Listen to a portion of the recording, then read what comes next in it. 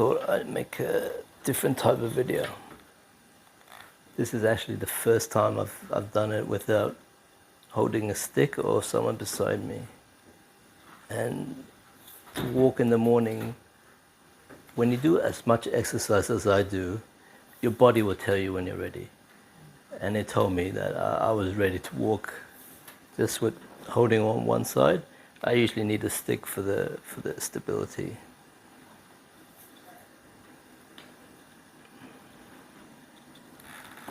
This is something I rigged up for the whole way.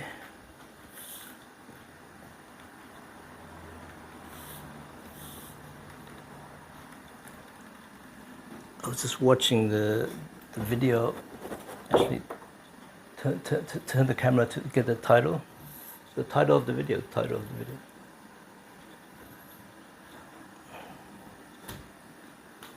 You go behind. Come here.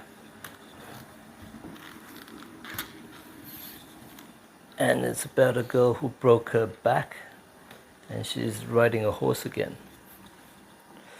Anyway, in that video, in that movie, she had a moment. She was depressed. Her mom is making her exercise, and I realized something.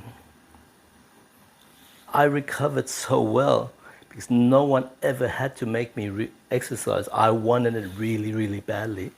So I was pushing myself all the time. Even now, 7 years later, you guys might not want to believe me. I don't care. I exercise 4 to 6 hours every single day, 7 years later. And anyone in the wheelchair, point at the wheelchair. What's the one wish? The one wish is to get out and walk. But how many are willing to do the hard work?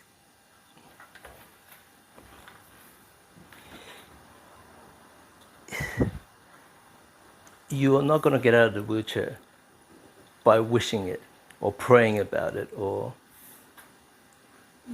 you want it, you have to work for it. No one's going to give it to you if you don't work for it. There's no free lunches.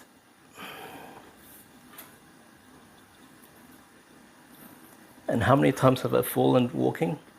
Too many times to count. Too many times to count. I don't care, I fall, I get up, and I do it again. In the early days, when I fell, I had to call an ambulance. But now I know how to get up. If someone wants to see it, I'll make a video. And one other thing.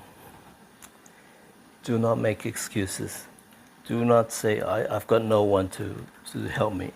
Then if no one to help you, then you help yourself. You can't, don't make excuses for yourself. Hey, Tom did it because Australia has very good healthcare, and we don't in the US. Who cares? If you want it, you go out and get it. It does not matter. Those things matter a little bit. There's another video I made. The quote was, 10% is what happens to me, and 90% is how I react. So the majority is how a person reacts, not what conditions you have or what services. Those things don't matter at all, And this is the first time I've done this without holding a stick or someone next to me. If you don't have my kind of personality, my stubborn ass personality, then just try slowly. Just say, hey, this guy did it, I'm gonna try it. That's who you start off with. You gotta go baby steps. Everything has to come from somewhere. It hasn't stopped.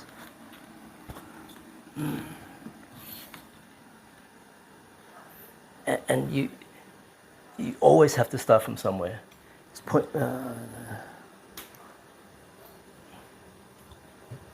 Go to the dumbbells. Go video the dumbbells. So up until a year ago, the only thing I had was 3 pounds, 1.3 kilos. And then I bought a 3 kilo, and then I bought a 5, and I bought a 7, I bought a 10, and now I'm on 12. So you have to make the first step. If you don't make the first step, you'll never get there. So just, you know, don't tell yourself you can't do it, and just, you know, make the first steps and make things happen. The last video I made, the last quote was, you're never too old to make baby steps. So as adults, when we see something so small, we think that's not going to work, you know. But it does work. I started moving because I moved my arm. I was completely paralyzed and in hospital for 2 months. All I did was attempt to move my arm all night. You know, I didn't have any. That was by myself at night, you know. So don't make excuses to why you can't do something. If you want it, just go out and get it and fight. I mean, throw everything you have at it, you know. When I talk to people, I tell them, you have to take suicide bomber energy. What do I mean by that? I mean, what is a suicide bomber? He's willing to blow himself up. You know, you gotta be willing to throw everything at it, everything.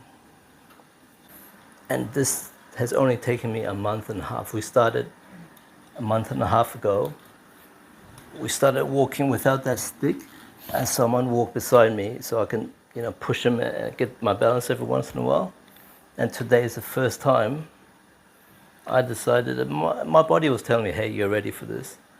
So I told Tan, point the camera to yourself, turn around so people know.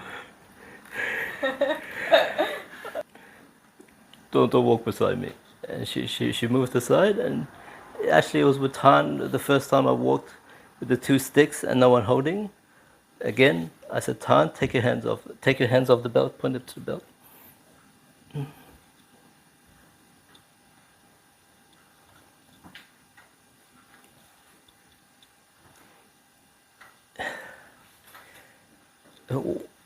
Your mind has to be in the right place. If your mind's in the wrong place, there's not much hope.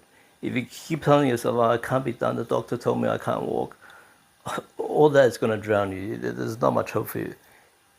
Watch my videos, the part 1 to 10, and just really, really listen.